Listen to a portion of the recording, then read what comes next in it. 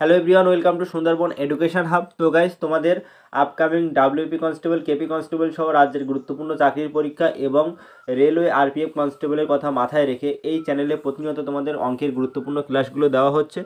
এর আগে total 29টা class করানো হয়ে গেছে। যারা ক্লাসগুলো দেখোনি অবশ্যই দেখে নিও। আজকে 30 নম্বর ক্লাস। প্রত্যেকটা ক্লাস আমি তোমাদের বিগত বছরের প্যাটার্ন অনুযায়ী সিলেক্ট করি। বিগত বছরে যে প্যাটার্নে কোশ্চেন হয়েছে সেই প্যাটার্ন থেকে আমি সিলেক্ট করে নিয়ে আসি। অর্থাৎ প্রত্যেকটা প্রশ্ন তোমাদের আপকামিং পরীক্ষার জন্য ভেরি ভেরি ইম্পর্টেন্ট, আর এই টাইপের প্রশ্নই তোমাদের হুবহু কমন থাকবে পরীক্ষাতে। তো অবশ্যই তোমরা প্রথম থেকে শেষ পর্যন্ত ভিডিওটি দেখবে, আর ভিডিওটি ভালো লাগলে অবশ্যই লাইক শেয়ার করে দিও, আর চ্যানেলটি সাবস্ক্রাইব করতে ভুলবে না।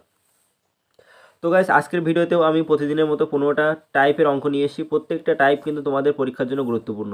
তাই অবশ্যই যদি একটু বুঝতে অসুবিধা হয় তাহলে একটু সময় নিয়ে একটু টাইম দিয়ে দেখো, তাহলে বুঝতে পারবে। ফার্স্ট অঙ্কটি কি বলছে দেখো, খুবই সহজ একটা অঙ্ক। একটি বিদ্যালয়ে ছাত্র সংখ্যা এবং ছাত্রী সংখ্যার অনুপাত হচ্ছে 3:2। যদি ছাত্রদের 20% এবং ছাত্রীদের 30% বৃত্তিধারী হয় তাহলে শতকরা কত ভাগ শিক্ষার্থী বৃত্তি পান না, সেটা আমাদের বের করতে হবে। দেখো ফার্স্ট অঙ্কটি কি বলছে, একটি বিদ্যালয়ের ছাত্র সংখ্যা এবং ছাত্রী সংখ্যার অনুপাত হলো 3:2। যদি ছাত্রদের 20% এবং ছাত্রীদের 30% বৃত্তিধারী হয় তাহলে শতকরা কত ভাগ শিক্ষার্থী বৃত্তি পান না। তো আমরা ছাত্র মানে ছেলেদেরকে ছাত্র বলি আর মেয়েদেরকে ছাত্রী বলি। তাহলে আমি বয়েজ আর গার্লসের রেশিওটা এখানে কি বলতে পারি, বয়েজ হচ্ছে ছাত্র 3:, গার্লস হচ্ছে ছাত্রী 2:, এখানে দেওয়া আছে। একটা জিনিস তোমরা মনে রাখবে, এই 3:2, তার মানে এটাকে আমরা এইভাবে লিখি 3/2। এখন এই 3টা আছে কোথায়, লবে, আর 2 আছে হরে। তো লবে যদি তুমি 10 গুণ করে দাও তাহলে তোমাকে হরেও কত গুণ করতে হবে, 10 গুণ করতে হবে, না হলে কিন্তু অনুপাত সেম থাকবে না, অনুপাত কিন্তু আলাদা আলাদা হয়ে যাবে। এখানে 3:2 আছে, এখানে তুমি 10 গুণ করে, এখানে যদি 10 গুণ না করো তাহলে কিন্তু 3:2 যে রেশিওটা কিন্তু মেনটেন হবে না। তার মানে আমরা রেশিওর ক্ষেত্রে কি করতে পারি, রেশিওতে তুমি যদি উপরে 10 দিয়ে গুণ করো তোমার নিচে 10 দিয়ে গুণ করতে হবে। তুমি যদি উপরে 1000 দিয়ে গুণ করো তোমাকে নিচেও 1000 দিয়ে গুণ করতে হবে। তো আমরা ক্যালকুলেশন করার সুবিধার্থে এখানে একটা শূন্য নিয়ে নিলাম, এখানে একটা শূন্য নিয়ে নিলাম। এখন আমার কি হয়ে গেল, ছাত্র সংখ্যা 30 জন হয়ে গেল, ছাত্রী সংখ্যা 20 জন হয়ে গেল। এদের ভিতরে দেখো এই 30 জনের ভিতরে 20% কী পাচ্ছে, বৃত্তি পাচ্ছে। তো 30-এর 20% তোমরা বের করতে পারবে। 30-এর 20% বের করার ফর্মুলা তোমরা জানো, 30 × 20/%-এর জন্য নিচে কত আসে, 100 আসে। এই শূন্য এই শূন্য এই শূন্য এই শূন্য ক্যান্সেল হলো, 3 দুগুণে 6। তো 30-এর 20% মানে 6 জন, ছাত্রদের ভিতরে 30 জনের ভিতরে 6 জন কত কী পেয়েছে, বৃত্তি পেয়েছে। ছাত্রী হচ্ছে 20 জন, 20 জনের ভিতরে 30% বৃত্তিধারী, তার মানে কতজন পেয়েছে, 30/100। শূন্য শূন্য ক্যান্সেল হলো, 3 দুগুণে 6। তো 20 জনের ভিতরে এখানে 6 জন ছাত্রী বৃত্তি পেয়েছে। টোটাল ছাত্রছাত্রীর সংখ্যা হচ্ছে 20 + 30 50। বৃত্তিধারী ছাত্রছাত্রীর সংখ্যা হচ্ছে 6 + 6 12। তো বৃত্তি পায়নি কতজন, 50 থেকে 12 মাইনাস করো, 38 জন। আমাদের বলেছে কত শতাংশ বৃত্তি পায়নি। তো 50 জনের ভিতরে যদি 38 জন বৃত্তি না পেয়ে থাকে, শতাংশ বের করতে গেলে আমাদের সবসময় উপরে 100 দিয়ে গুণ করতে হয়। তো 50 দিয়ে এটাকে কাটলে 50 দুগুণে 100, 38 আর এই 2 গুণ করলে কত পাবে, 38 × 2 হচ্ছে 76%। তাহলে আমরা পেয়ে গেলাম 76% শিক্ষার্থী বৃত্তি পায়নি।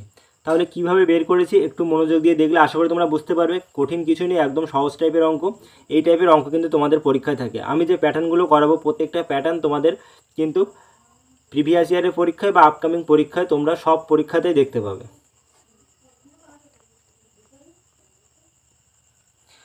পরের প্রশ্ন দেখো, একটা ভালো টাইপের অঙ্ক।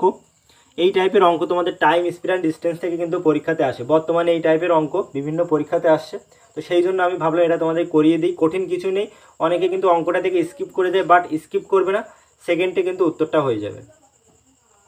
বলছে স্টপেজ ছাড়া একটি ট্রেন 75 কিলোমিটার প্রতি ঘন্টা গড় গতিতে একটি নির্দিষ্ট দূরত্ব অতিক্রম করে এবং স্টপেজ সহ এটি 65 কিলোমিটার প্রতি ঘন্টা গড় গতিতে একই দূরত্ব অতিক্রম করে। অর্থাৎ ট্রেনটি না থেমে এত স্পিডে যায়। ট্রেন বিভিন্ন স্টপেজে যদি থামে তখন এই গতি নিয়ে যায়।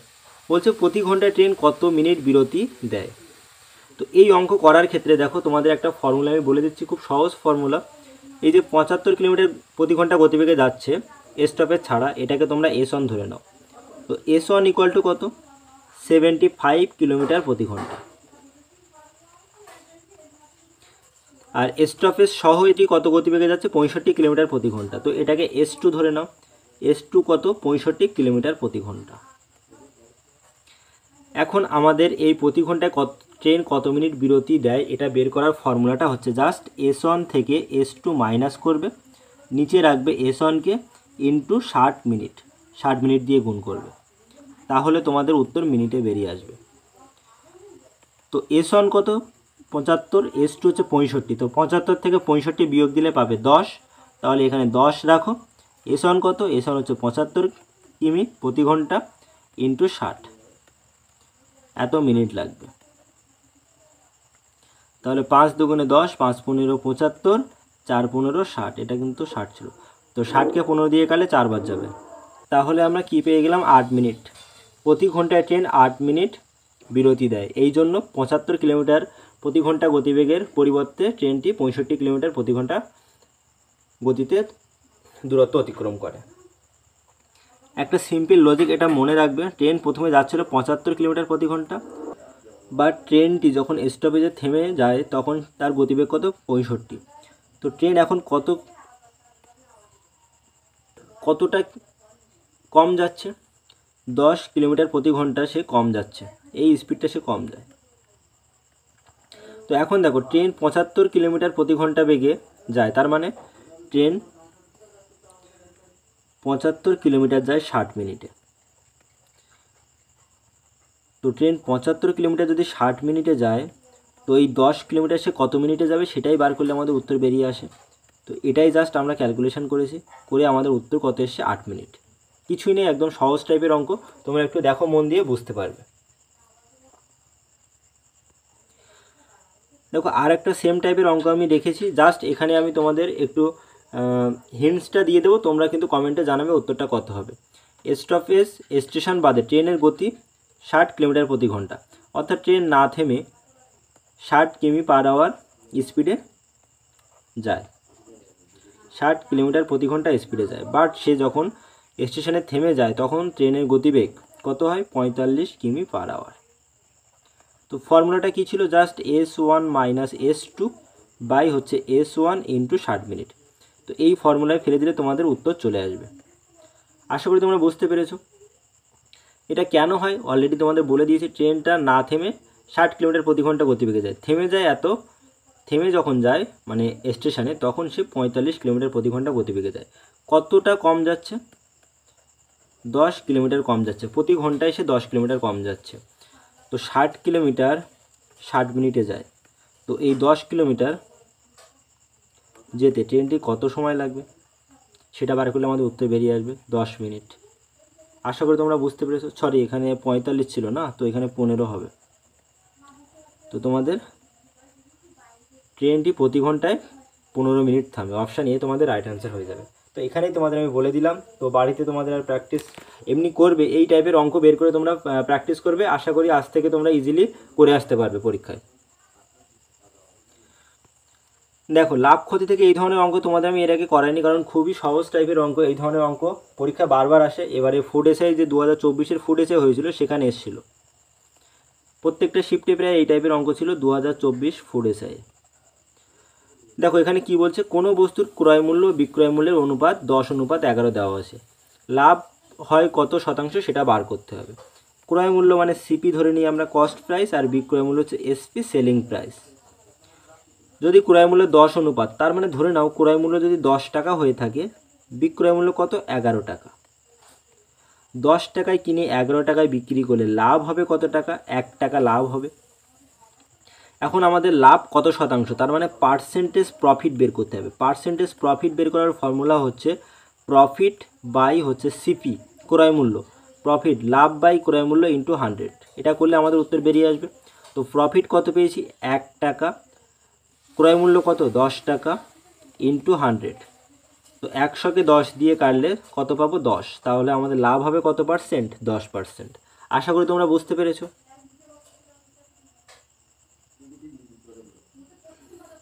দেখো তোমাদের জন্য একটা সেম টাইপের অঙ্ক রেখেছি, এটা তোমাদের HW হোমওয়ার্ক, তোমরা অবশ্যই কমেন্টে জানাবে কত উত্তর হচ্ছে। কিছুই নেই, সেম টাইপের অঙ্ক। 4 দাগের অঙ্কটা আমি যেভাবে করেছি, 5 দাগের অঙ্কটা তোমরা সেইভাবেই করবে, করে উত্তরটা কমেন্টে জানাবে।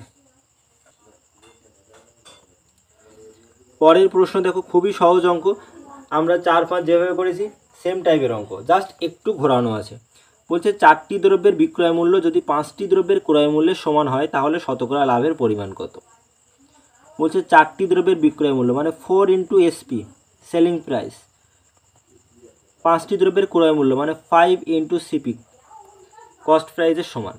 এখান থেকে আমরা এসপি বাই সিপি এদের রেশিওটা বের করতে পারবো। তো 5/4। এখন দেখো এসপি বিক্রয় মূল্য কত অনুপাত পেয়েছি, 5 অনুপাত, ক্রয় মূল্য কত অনুপাত পেয়েছি, 4 অনুপাত। তো এখান থেকে দেখো অলরেডি আমরা এইভাবেও করে নিতে পারি সিপি বাই এসপি। বলছে 4টি দ্রব্যের বিক্রয় মূল্য মানে 4টি দ্রব্যের বিক্রয় মূল্য বলে এই যে 4টা সেটা কার ঘরে আসবে, ক্রয় মূল্যের ঘরে। 5টি দ্রব্যের ক্রয় মূল্যের সমান, তাহলে এই যে 5 বিক্রয় মূল্যের ঘরে চলে আসবে। এখানে দেখো আমরা পেয়েছি না 5 অনুপাত। তো যদি আমাদের ক্রয় মূল্য 4 টাকা হয়ে থাকে আর বিক্রয় মূল্য 5 টাকা হয়ে থাকে, লাভ কত টাকা হচ্ছে, লাভ হচ্ছে 1 টাকা। পার্সেন্টেজ প্রফিট বের করার ফর্মুলা হচ্ছে প্রফিট বাই ক্রয় মূল্য ইন্টু 100, সেম আগে আমরা করেছি। তো প্রফিট কত, 1 টাকা, ক্রয় মূল্য 4 টাকা ইন্টু 100। তো 100কে 4 দিয়ে কাটলে হবে 25% তোমাদের প্রফিট বেরিয়ে আসবে। তো লাভের পরিমাণ কত, 25%। তোমরা এইভাবেও বের করে নিতে পারো ক্রয় মূল্য বা বিক্রয় মূল্যের যে রেশিওটা, আবার এইভাবেও করতে পারো। সিপি এসপি লিখে 4টি দ্রব্যের বিক্রয় মূল্য বলেছে, তার মানে এই 4 আসবে কার ঘরে, ক্রয় মূল্যের ঘরে। 5টি দ্রব্যের ক্রয় মূল্য বলেছে, তার মানে 5 আসবে বিক্রয় মূল্যের ঘরে। এখান থেকে ক্রয় মূল্য যদি তুমি 4 টাকা ধরে নাও, বিক্রয় করছো 5 টাকায়, লাভ হচ্ছে 1 টাকা, পার্সেন্টেজ প্রফিট বের করলে উত্তর চলে আসবে।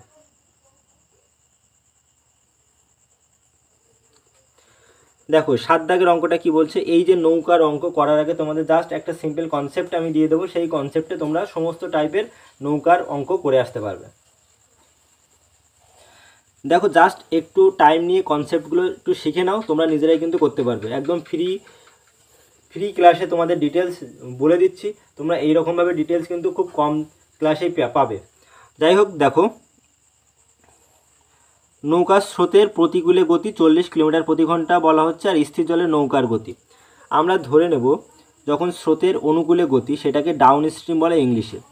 তো আমি যখন ডিএস দেব, তোমরা ধরে নেবে স্রোতের অনুকূলে গতিবেগ ডাউন স্ট্রিম। যখন আমি ইউএস লিখব সেটা হচ্ছে আপ স্ট্রিম, মানে হচ্ছে স্রোতের প্রতিকূলে গতিবেগ। আপ স্ট্রিম মানে হচ্ছে স্রোতের প্রতিকূলে গতিবেগ। এই যে নিচে এসটা দেখছো না, এই এসটা স্পিডের জন্য আমি নিচে ছোট করে এস লিখলাম। বিএস, বিতে হচ্ছে বোট মানে নৌকার গতিবেগ। যখন আমি বিএস লিখবো সেখানে বুঝে নেবে যে আমি নৌকার গতিবেগের কথা বলছি। স্রোতের গতিবেগ, স্রোত ইংলিশ হচ্ছে স্ট্রিম। এস এস যখন লিখবো বুঝে নেবে আমি স্রোতের গতিবেগের কথা বলছি। ঠিক আছে, আশা করি এই পর্যন্ত বুঝতে পেরেছো। এখন দেখো এই যে ডাউন স্ট্রিম মানে স্রোতের অনুকূলে যখন নৌকার গতিবেগ বলবে, সেটা আমরা কীভাবে বের করব, নৌকার গতিবেগ প্লাস স্রোতের গতিবেগ এই দুটো যোগ করলে আমরা নৌকার স্রোতের অনুকূলে গতিবেগ পাবো। অর্থাৎ স্রোতের অনুকূলে গতিবেগ কিসের সমান হবে, নৌকার গতি প্লাস স্রোতের গতিবেগের সমষ্টির সমান। আর স্রোতের প্রতিকূলে বললে নৌকার গতিবেগ থেকে স্রোতের গতিবেগ মাইনাস করলে তোমরা পাবে হচ্ছে আপ স্ট্রিম, মানে প্রতিকূলে গতিবেগটা পেয়ে যাবে। আর একটা জিনিস, যখন তোমার এই স্রোতের অনুকূলে গতিবেগ দেওয়া আছে আর প্রতিকূলে গতিবেগ দেওয়া আছে, তখন নৌকার গতি বের করার ফর্মুলা হচ্ছে এই দুটো যোগ করতে হবে, down stream plus up stream যোগ করে হচ্ছে 2 দিয়ে ভাগ দিতে হবে, তাহলে তোমাদের কি বেরিয়ে আসবে, নৌকার গতি বেরিয়ে আসবে। এই পর্যন্ত কনসেপ্টটা ক্লিয়ার করো। স্রোতের অনুকূলে গতিবেগ কি হবে, নৌকার গতি প্লাস স্রোতের গতিবেগের সমষ্টির সমান। স্রোতের প্রতিকূলে গতিবেগ কী হবে, নৌকার গতি থেকে স্রোতের গতি মাইনাস করলে আমরা প্রতিকূলে গতিবেগ পেয়ে যাব। যখন তোমার স্রোতের অনুকূলে গতিবেগ দেওয়া থাকবে, যখন প্রতিকূলে গতিবেগ দেওয়া থাকবে, তখন নৌকার গতিবেগ বের করার ফর্মুলা কি, এই দুটো যোগ করে 2 দিয়ে ভাগ করতে হবে। আর যখন অনুকূলে আর প্রতিকূলে গতিবেগ দেওয়া আছে, তখন স্রোতের গতিবেগ বের করার ফর্মুলা কি হবে, দুটোকে জাস্ট বিয়োগ করবে, বিয়োগ করে 2 দিয়ে ভাগ দেবে, তখন তোমরা কি পাবে, স্রোতের প্রতিকূলে গতিবেগ পেয়ে যাবে। এই পর্যন্ত আশা করি তোমরা ক্লিয়ার হয়ে গেছে। একটু ধরে ধরে বোঝার চেষ্টা করবে। এবারে দেখো আমি কি করছি, এই অঙ্কটা যখন করব তোমরা একদম ক্লিয়ারলি বুঝতে পারবে বিষয়টা। দেখো এখন আমরা যেগুলো শিখলাম এই 7 দাগের অঙ্কটা করলে পুরো বিষয়টা তোমাদের কাছে ক্লিয়ার হয়ে যাবে। 7 দাগের অঙ্কটা কী বলছে, নৌকার স্রোতের প্রতিকূলে গতিবেগ হচ্ছে 40 কিলোমিটার প্রতি ঘন্টা এবং স্থির জলে নৌকার গতিবেগ দেওয়া আছে 55 কিলোমিটার প্রতি ঘন্টা। নৌকার স্রোতের অনুকূলে গতিবেগ বার করতে হবে। তো স্রোতের প্রতিকূলে গতিবেগ বললে আমরা কী লিখব, ইউ দিয়ে একটা ছোট এস দেব।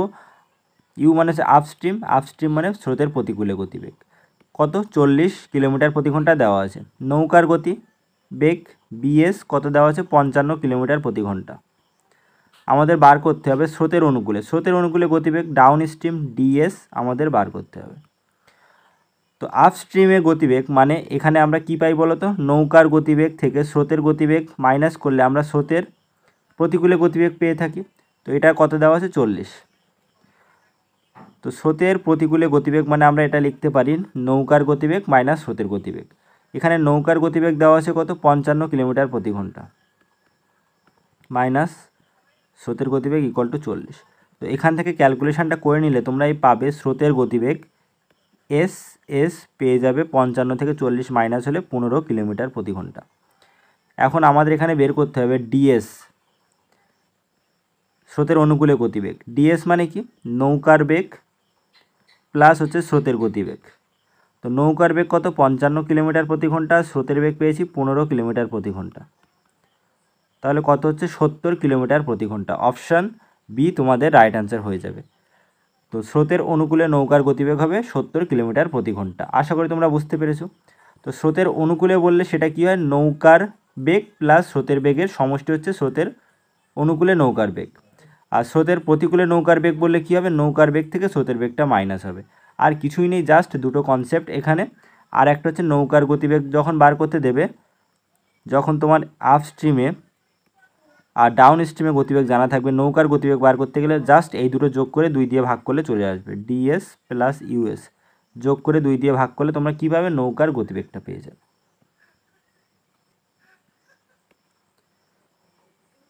পরের 8 নম্বর প্রশ্ন কি বলছে দেখো, আর একটা ফর্মুলা তোমরা কম বেশি সবাই জানো, speed equal to distance by হচ্ছে টাইম।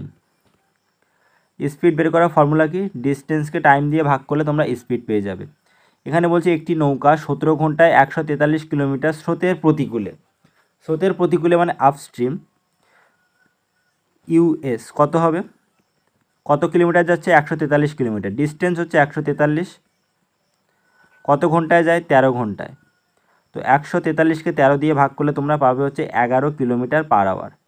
তো স্রোতের প্রতিকূলে যাচ্ছে কত, প্রতি ঘন্টায় 11 কিলোমিটার।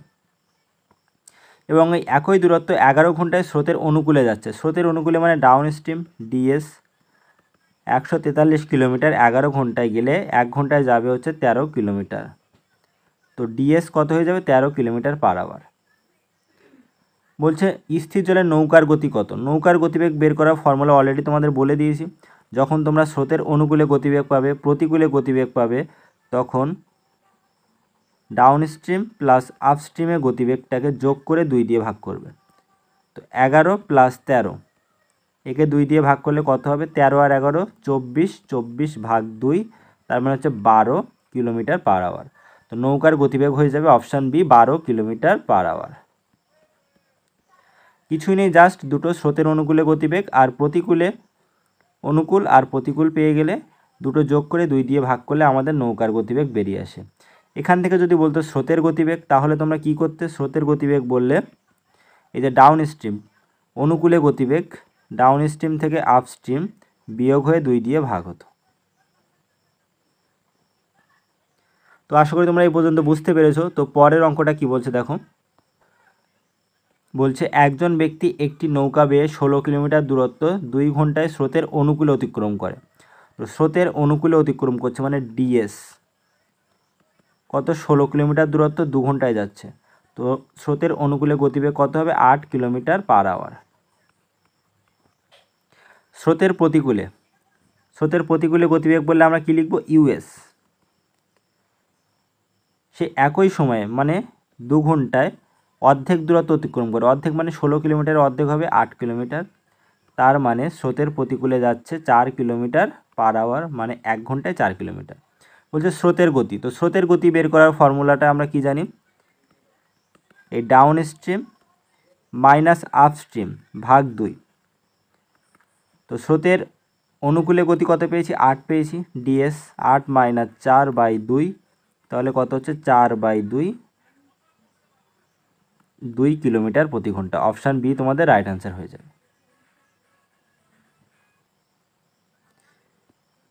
পরের প্রশ্ন দেখো। এই প্রশ্নটা করার আগে তোমাদের একটা কনসেপ্ট জানতে হবে। যখন একটা নৌকা ডাউন স্ট্রিমে যদি এক্স কিলোমিটার যায়, ডাউন স্ট্রিমে কত কিলোমিটার? ধরে নাও এক্স কিলোমিটার যায়, আবার আপস্ট্রিমে যদি সেম ডিস্টেন্স যায় এক্স কিলোমিটার, তাহলে এখানে কী হলো? ডিস্টেন্স ইকুয়াল হয়ে গেল, কনস্ট্যান্ট হয়ে গেল। যখন ডিস্টেন্স ইকুয়াল থাকবে তখন স্পিডের সাথে টাইমের যে সম্পর্ক সেটা কী হবে? বিপরীত হবে, অর্থাৎ ব্যস্তানুপাতিক হবে। স্পিডের রেশিও যেটা হবে টাইম তার অপোজিট হবে। অর্থাৎ স্পিড যদি মনে করো স্পিড 1 থেকে 2 হলে টাইম কত হবে? টাইম 2 থেকে 1 হয়ে যাবে। এই কনসেপ্টটা তোমাদের অনেকবার আমি বলে দিয়েছি। এখন বলছে দেখো, একজন মানুষ 4 কিলোমিটার প্রতি ঘন্টা গতিতে তার নৌকা চালাতে পারে এবং সে দেখতে পায় স্রোতের প্রতিকূলে চালনা করতে যে সময় লাগে তা স্রোতের অনুকূলে চালনা করতে যে সময় লাগে তার চেয়ে দ্বিগুণ। অর্থাৎ ডাউন স্ট্রিম আর আপস্ট্রিম, এই ক্ষেত্রে ডাউন স্ট্রিমে যেতে যদি 1 টাইম লাগে, স্রোতের প্রতিকূলে যেতে দ্বিগুণ সময় লাগবে, মানে 2 টাইম লাগবে। তো আমরা কি বলেছি? ডিস্টেন্স যখন ইকুয়াল, সেম ডিস্টেন্স যাবে, প্রতিকূলে যতটা যাচ্ছে অনুকূলে ততটাই যদি যায়, এখানে ডিএস মানে অনুকূল, ডাউন স্ট্রিম, তো ডাউন স্ট্রিমে যতটা যাচ্ছে আপস্ট্রিমে যদি ততটাই যায়, তাহলে কি হলো? ডিস্টেন্স ইকুয়াল হয়ে গেল। তো সেই ক্ষেত্রে স্পিডের রেশিও কী হবে? টাইমের অপোজিট, 2 থেকে 1 হয়ে যাবে। তো ডাউন স্ট্রিমে যদি গতিবেগ 2 হয় আর আপস্ট্রিমে গতিবেগ যদি 1 হয়, আমরা এখান থেকে নৌকার গতিবেগ বার করতে পারি। নৌকার গতিবেগ মানে কি? DS plus US. ডিএস কত? 2, ইউএস হচ্ছে 1 ভাগ 2, তার মানে 2 + 1 3কে 2 দিয়ে ভাগ করলে 1.5 হবে। আর স্রোতের গতিবেগ হচ্ছে ডিএস মাইনাস ইউএস। তো ডিএস কত? 2 থেকে 1 বিয়োগ দিলে পাবে হচ্ছে 1, একে 2 দিয়ে ভাগ করলে পাচ্ছ কত? 0.5। এখন দেখো, এখানে বলছে একজন মানুষ 4 কিলোমিটার প্রতি ঘন্টা গতিতে তার নৌকা চালাতে পারে। তো নৌকার গতিবেগ দেওয়া হচ্ছে 4 কিলোমিটার প্রতি ঘন্টা। আর এখানে আমরা নৌকার যে গতিবেগটা পেয়েছি সেটা কিসে পেয়েছি? রেশিওতে পেয়েছি। তার মানে আমাদের এই 1.5 তার ভ্যালু কত দেওয়া আছে? 4 অনুপাত। আমাদের স্রোতের গতি বার করতে হবে, স্রোতের গতিবেগের অনুপাত কত? 0.5। তো এখানে 0.5 লিখে ফেলো। তো দেখো, পয়েন্টের পরে এখানে একটা ডিজিট, এখানে পয়েন্টের পরে একটা ডিজিট বা অঙ্ক, তার মানে এই পয়েন্টটা ক্যান্সেল হয়ে গেল। এখন 5 দিয়ে কাটলে 3 × 5 = 15, তো থাকছে কত? 4/3। তো 4/3 মানে তোমাদের অ্যান্সার হয়ে যাবে 1.3 কিলোমিটার প্রতি ঘন্টা। আশা করি তোমাদের বোঝাতে পেরেছি। কিছুই নেই, জাস্ট দুটো সিম্পল কনসেপ্ট, সেটা তোমাদের আমি আবারও বলে দিই। স্রোতের অনুকূলে বললে গতিবেগ ডিএস, সেটা প্রতিকূলে গতিবেগ বললে ইউএস। নৌকার গতিবেগ যদি বার করতে দেয় তাহলে এই দুটো যদি তোমার জানা থাকে তাহলে কি করবে? স্রোতের অনুকূলে গতিবেগ প্লাস প্রতিকূলে গতিবেগ যোগ করে 2 দিয়ে ভাগ। স্রোতের গতিবেগ বার করার ফর্মুলা হচ্ছে এই দুটো জানা থাকলে ডিএস থেকে ইউএস মাইনাস করবে, করে 2 দিয়ে ভাগ। আর এটা কি? অনুকূলে গতিবেগ মানে হচ্ছে নৌকার গতিবেগ, তার সাথে যোগ হবে কি? স্রোতের গতিবেগ। প্রতিকূলে গতিবেগ মানে কি হবে? নৌকার গতিবেগ থেকে স্রোতের গতিবেগ মাইনাস হবে। এটাই জাস্ট। এই দুটো কনসেপ্ট তোমরা মনে রাখলে ম্যাক্সিমাম কোশ্চেন তোমরা কি করতে পারবে? কি বোর্ডের অঙ্ক, বোর্ড অ্যান্ড স্ট্রিম থেকে যে প্রশ্নগুলো হয় ম্যাক্সিমাম প্রশ্ন তোমরা নিজেরাই করতে পারবে। পরের প্রশ্ন দেখো, একটা সহজ টাইপের প্রশ্ন দিয়েছে। একজন অসাধু বিক্রেতা তার দুধকে ক্রয় মূল্যে বিক্রি করার দাবি করে, কিন্তু সে দুধে জল মিশিয়ে দেয়, এর ফলে 25% লাভ হয়, মিশ্রণে জলের শতাংশ কত? তো এই টাইপের অঙ্ক থাকলে যে 25% লাভ বলছে, তোমরা 25%-এর ভগ্নাংশ করে নেবে, কত হয়? 1/4। কী করে হচ্ছে দেখো, এটা বের করার অনেকবার বলেছি। 25/% জন্য নিচে কত আসে? 100 আসে। তাহলে এটাকে 25 দিয়ে কাটো, 25 × 1 = 25, 4 × 2500, তার মানে 25% মানে আমরা লিখতে পারি 1/4। এখন যে রেশিওটা আমরা পেয়েছি এখানে 1/4, এখানে মিল্ক যদি 4 অনুপাত হয়ে থাকে তাহলে জল কত হবে? জল হবে 1 অনুপাত। এখন টোটাল মিশ্রণটা কত অনুপাত? টোটাল মিশ্রণ হচ্ছে 5 অনুপাত। টোটাল মিশ্রণ হচ্ছে 5 অনুপাত। তো এই 5 অনুপাত মিশ্রণে জল আছে কত অনুপাত? 1 অনুপাত। একসাথে কত আছে? 5 20 100, 20%। অপশান বি তোমাদের রাইট অ্যান্সার হয়ে যাবে। পরের প্রশ্ন কি বলছে দেখো, 28টি জিনিস বিক্রয় করে একজন ব্যক্তি 4টি জিনিসের বিক্রয় মূল্যের সমান লাভ করেন, শতকরা লাভের হার কত নির্ণয় করতে হবে। তো এখানে আমরা দুটো জিনিস পাচ্ছি, একটা হচ্ছে প্রফিট আর একটা হচ্ছে সেলিং প্রাইস। তো 4টি জিনিসের বিক্রয় মূল্যের সমান লাভ করছে, তো যে কটি জিনিসের বিক্রয় মূল্যের সমান লাভ করছে সেটা কোথায় যাবে? প্রফিটের ঘরে। আর কটা জিনিস বিক্রয় করছে? 28টি জিনিস। তাহলে 28কে তোমরা কি করবে? সেলিং প্রাইসের ঘরে রাখবে। তো এই টাইপের অঙ্ক আসলে যে কটি জিনিসের বিক্রয় মূল্যের সময় লাভ করছে সেটা প্রফিটের ঘরে দেবে, আর যে কটা জিনিস বিক্রি করছে সেটা সেলিং প্রাইসের ঘরে থাকবে। ব্যাস মিটে গেল। এখন এটা রেশিও করে নিলে 4 দিয়ে কাটলে 4 একে 4, 4 7 28। তার মানে আমরা পেলাম প্রফিটের রেশিও 1 অনুপাত, সেলিং প্রাইস হচ্ছে 7 অনুপাত। তো প্রফিট 1 অনুপাত হলে আর সেলিং প্রাইস বিক্রয় মূল্য যদি 7 অনুপাত হয়, এখান থেকে আমরা কস্ট প্রাইস সিপি বার করতে পারবো। সিপি মানে কত হবে? সেলিং প্রাইস থেকে প্রফিট 1 বাদ দাও, সিপি তোমরা পেয়ে যাবে। সিপি কত? 6 অনুপাত। তো ক্রয় মূল্য 6 অনুপাত, বিক্রয় মূল্য 7 অনুপাত, লাভ কত হচ্ছে? 1 অনুপাত। তো ক্রয় মূল্যের সাপেক্ষে লাভ হয়। পার্সেন্টেজ প্রফিট বের করার ফর্মুলা তোমাদের বলেছি, প্রফিট বাই সিপি ইন্টু 100। এটাই হচ্ছে পার্সেন্টেজ প্রফিট বের করার ফর্মুলা। অলরেডি তোমাদের এর আগে দুটো অঙ্ক করিয়েছি, সেখানে বলে দিয়েছি। তো প্রফিট হচ্ছে 1 অনুপাত, সিপি ক্রয় মূল্য হচ্ছে 6 অনুপাত ইন্টু 100। তো 100কে 6 দিয়ে ভাগ করলে 6 ষোলো 96, 4/6 মানে 16.2/3% তোমাদের উত্তর হয়ে যাবে। Option A is the right answer. আশা করি তোমাদের বোঝাতে পেরেছি। কিছুই নেই এই টাইপের অঙ্ক, জাস্ট যেটা বলেছে 28টি জিনিস বিক্রয় করে যে কটা জিনিস বিক্রয় করছে সেটা তোমাদের সেলিং প্রাইসের ঘরে আসবে। আর কটি জিনিসের বিক্রয় মূল্যের সমান লাভ করছে? 4টি জিনিসের বিক্রয় মূল্যের সমান লাভ করছে। তো এটা এই 4টা তোমাদের প্রফিটের ঘরে চলে আসলো। এখন রেশিও করে নিলে তোমরা প্রফিটের রেশিও পাচ্ছ 1 অনুপাত, আর সেলিং প্রাইসের রেশিও পাচ্ছ 7 অনুপাত। তো এই বিক্রয় মূল্যের রেশিও থেকে প্রফিটের রেশিও বাদ দিলে ক্রয় মূল্যের রেশিও পেয়ে যাবে 6 অনুপাত।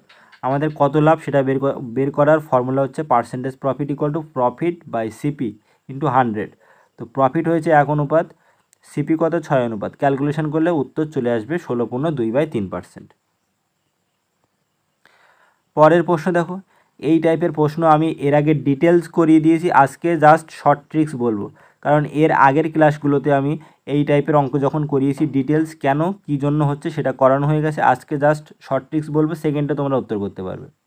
একটি সংখ্যাকে 114 দ্বারা ভাগ করলে 14 ভাগশেষ থাকে, একই সংখ্যাকে 19 দ্বারা ভাগ করলে কত ভাগশেষ থাকবে?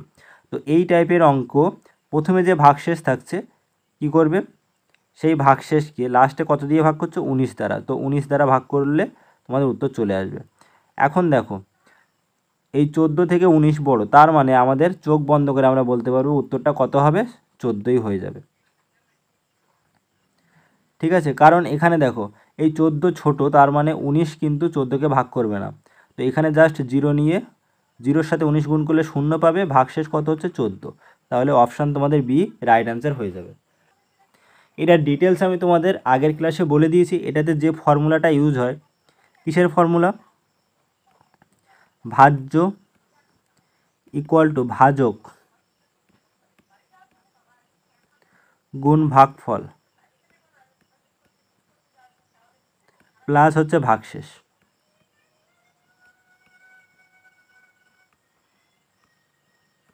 ঠিক আছে, তাহলে কি বলছে? একটি সংখ্যাকে 114 দ্বারা, তো সংখ্যাটা যদি তোমরা ধরে নাও এক্স, একে 114 দিয়ে ভাগ করলে ভাগফল একটা পাবে, সেটা ধরে নাও ওয়াই, আর ভাগশেষ থাকছে কত? 14। তো সংখ্যাটি হচ্ছে এটাই। এখন এই সংখ্যাকে 19 দ্বারা ভাগ করলে তোমার ভাগশেষ কী থাকবে? তো সংখ্যাটা আমরা কত পেলাম? 114 ওয়াই প্লাস 14। একে 19 দ্বারা ভাগ করলে দেখো কি হচ্ছে, এই 114কে 19 সম্পূর্ণরূপে ভাগ করে, কারণ 6 10কে ছাড়, 6 9 54। 114কে 19 দিয়ে কাটলে 6 বার যাবে, বাট এই 14কে 19 দ্বারা ভাগ করলে তোমাদের ভাগশেষ কত থাকবে? 14। এই কারণে আমাদের কি করতে হয়?